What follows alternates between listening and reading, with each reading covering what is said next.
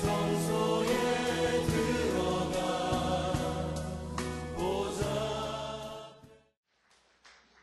한 가지만 광고 말씀 더 드립니다. 사여선교회 모임이 12시 반에 3층에서 모인다고 하니까 한 분도 빠짐없이 참여해 주시기 바랍니다.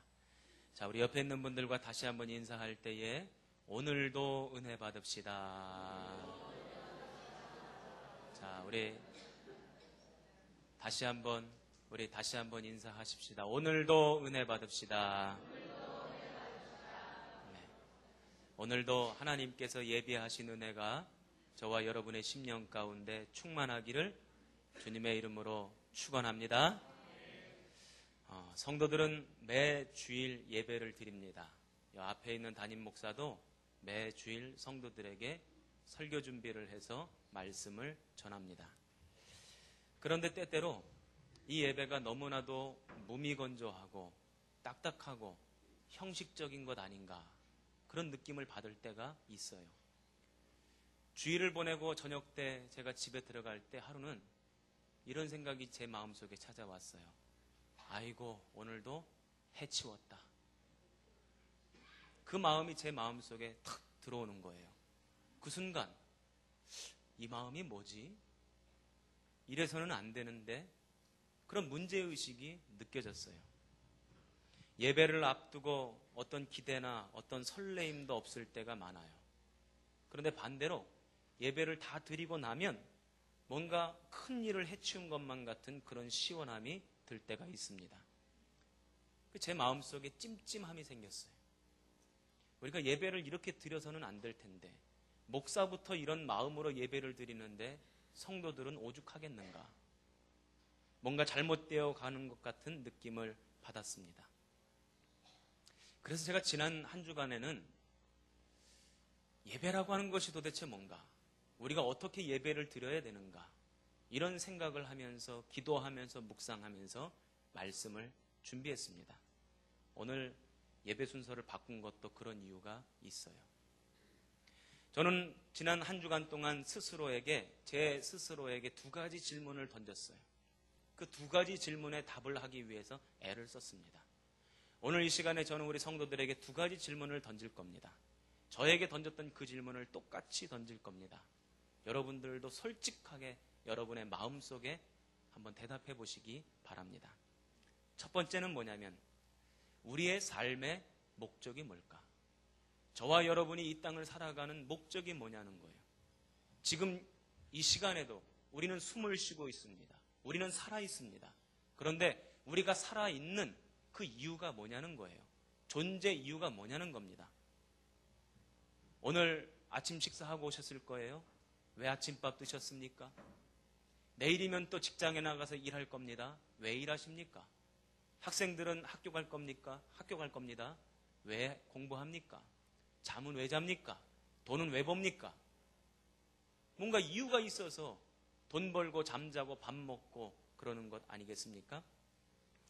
세상에 존재하는 것들은 다 이유가 있어요. 그냥 있는 건 단 한 가지도 없습니다. 오늘 이 물컵에 물이 담겨져 있는데 이 물컵은 뚜껑이 있어요.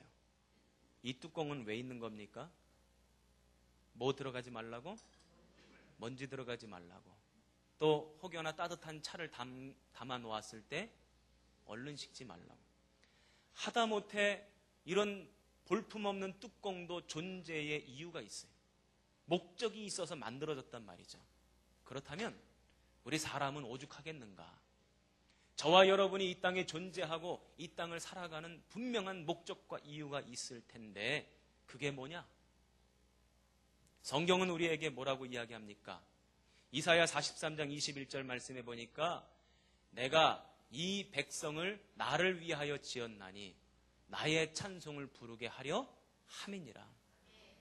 하나님이 우리 인생을 지으신 목적이 찬송 부르게 하려고, 예배 드리게 하려고, 경배 드리게 하려고, 하나님 앞에 나와 하나님을 예배하게 하려고 우리를 만드시고 지으셨다는 것입니다. 아멘입니까? 그런데 너무 쉽게들 아멘 하신 것 같아요. 정말로 그래요? 정말 여러분의 삶의 목적이 예배입니까?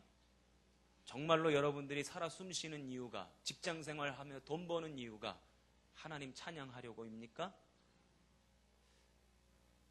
드라마의 주요 소재가 있어요. 특별히 아침 드라마에 어떤 소재가 나오냐면, 주인공이 있는데 무슨 큰 사고를 당해서 기억 상실증에 걸려.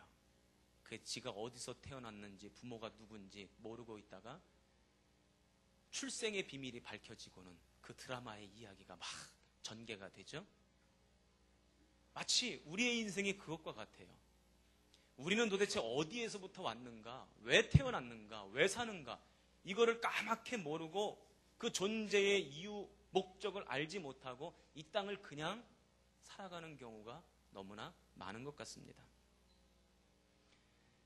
그래서 예배를 우리 삶의 중심으로, 우리 삶의 목적으로 생각하지 않는 경우가 대다수인 것 같아요. 제가 보니까 그래요. 예배가 여러분의 삶의 목적입니까? 그러면 아멘! 대답합니다. 아멘은 참 잘합니다. 우리 교인들 아멘은 잘해. 한번 아멘 해봅시다. 아멘. 이것 봐, 잘하지. 엄청 잘해. 그런데 정말 여러분의 삶의 목적이 예배냔 말이에요. 여러분의 인생의 목적이 하나님을 찬양하며 경배하는 거냔 말이에요. 안 그런 것 같단 말이죠.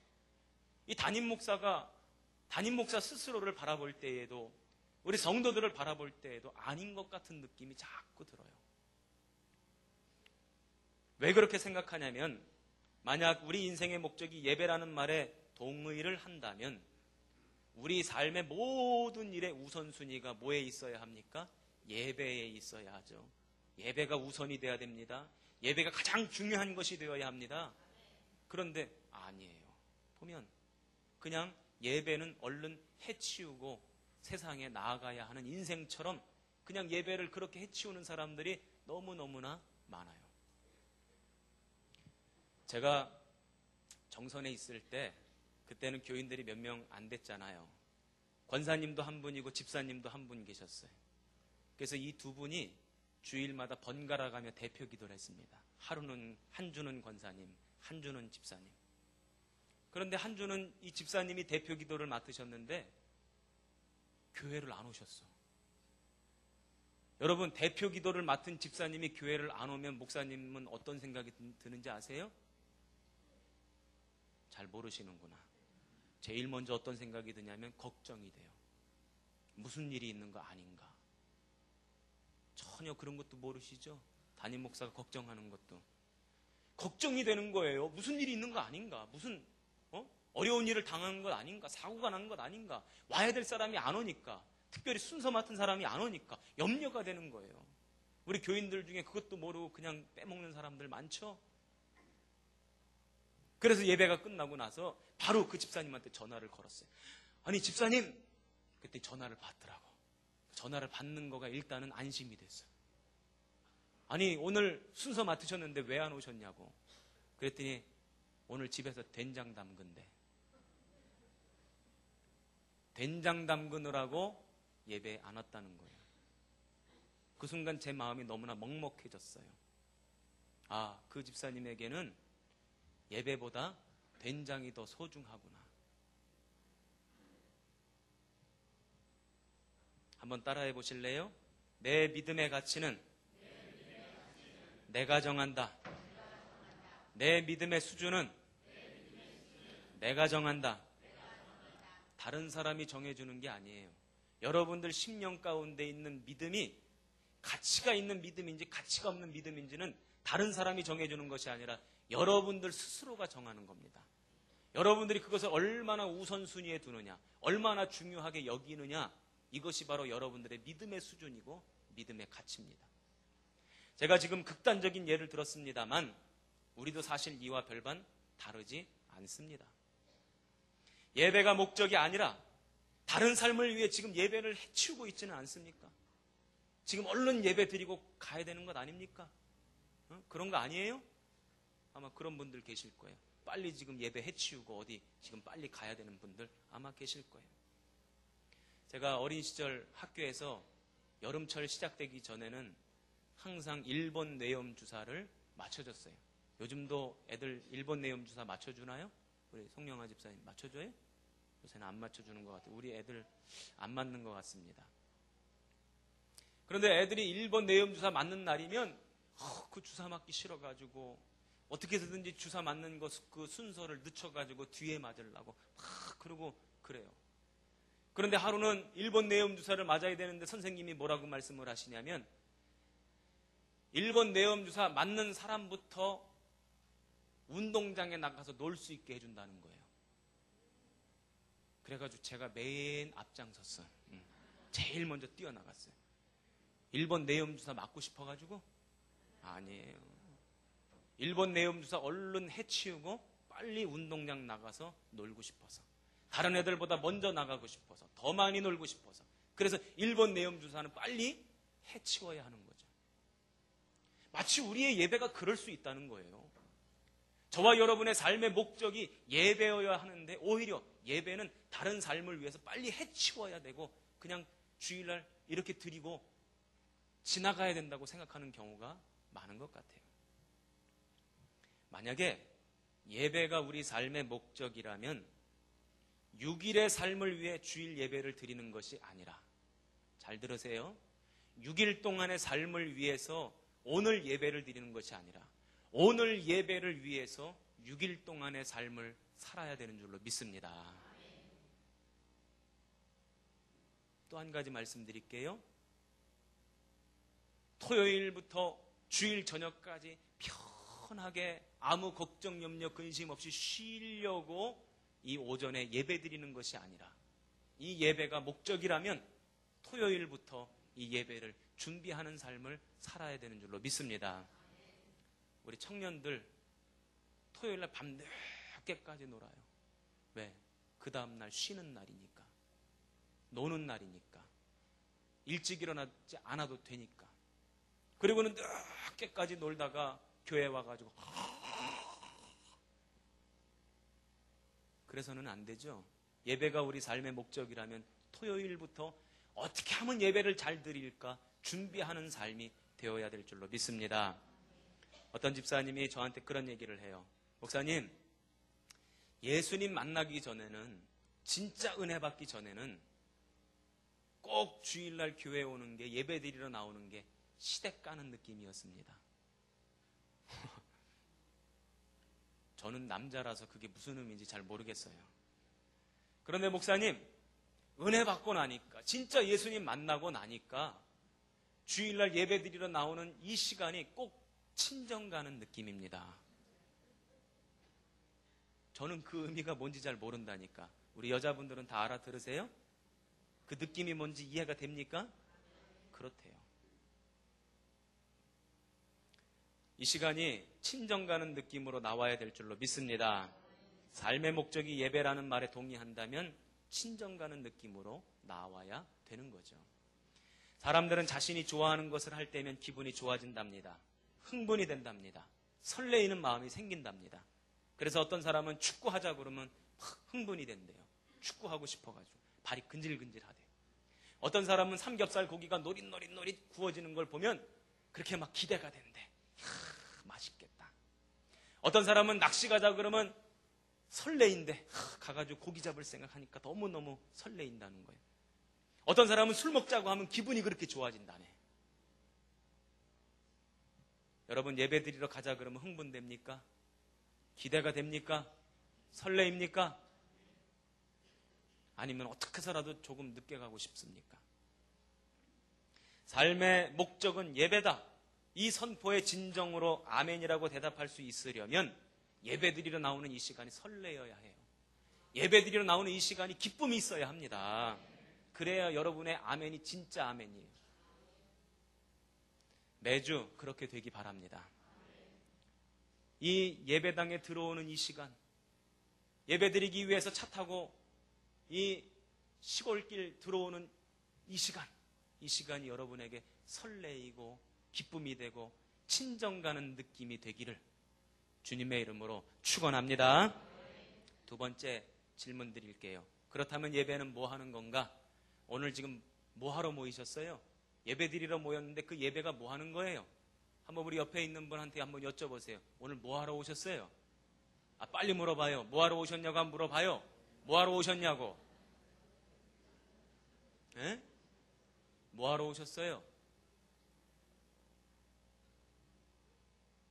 우리가 지금 모여서 예배를 하고 있는데 지금 이게 뭐 하는 겁니까? 뭐 하는 것이냐면 하나님께 경배드리는 거예요. 하나님 찬송하는 거예요. 하나님께 영광을 올려드리는 거예요. 영광을 올려드리기 위해서 오늘 이 시간 이 자리에 있는 것입니다. 시편 29편 1절에 보니까 권능 있는 자들아 영광과 능력을 여호와께 돌릴지어다. 찬양이 있죠? 권능 있는 자들아 영광과 권능 있는 자들아 영광과 능력을 여호와께 돌릴지어다. 아멘.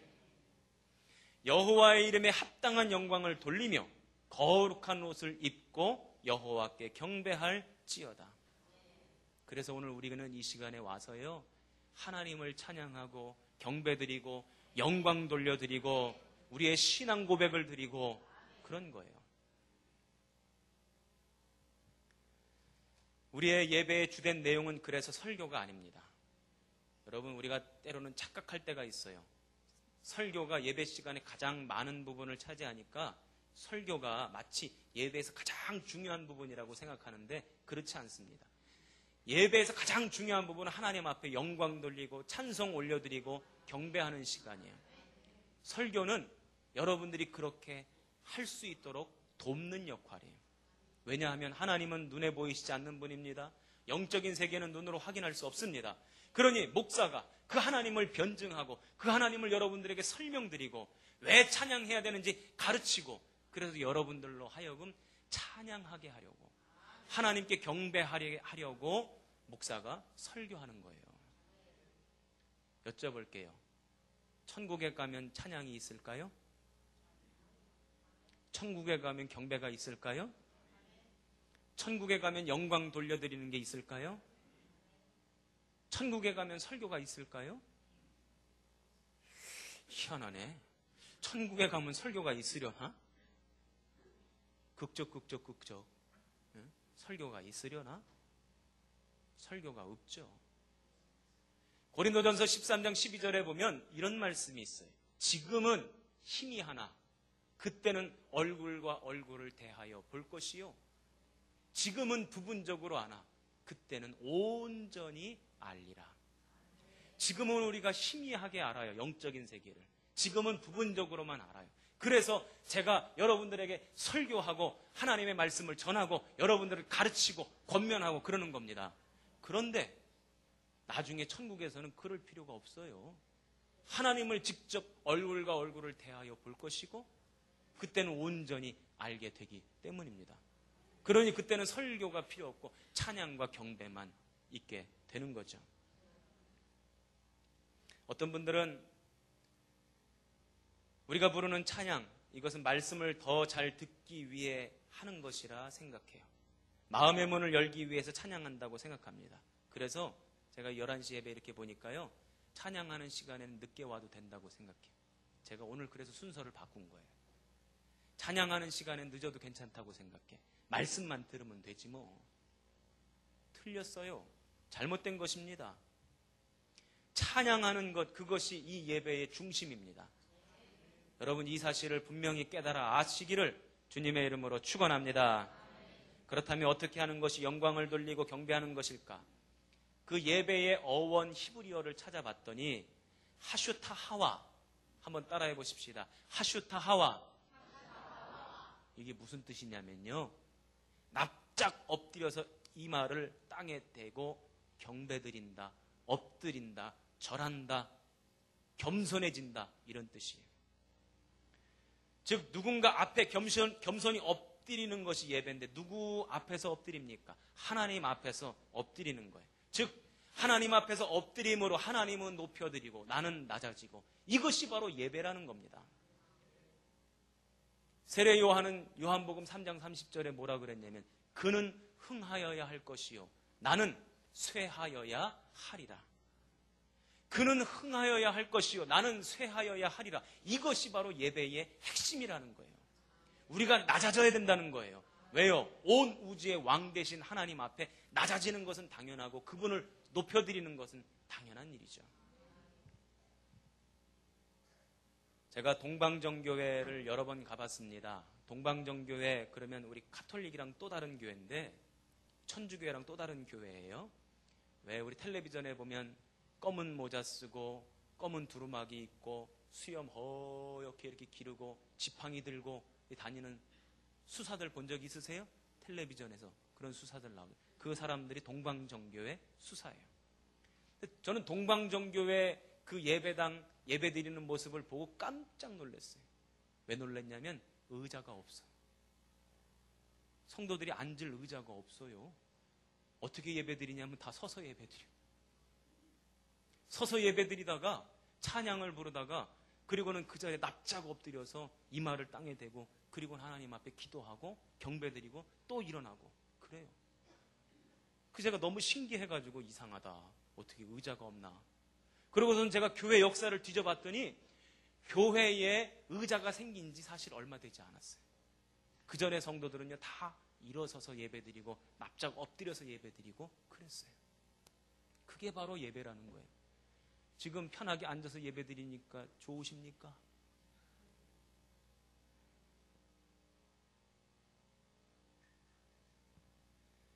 진짜로 하나님을 만난다고 생각하면 납작 엎드리지 않을 수가 없죠.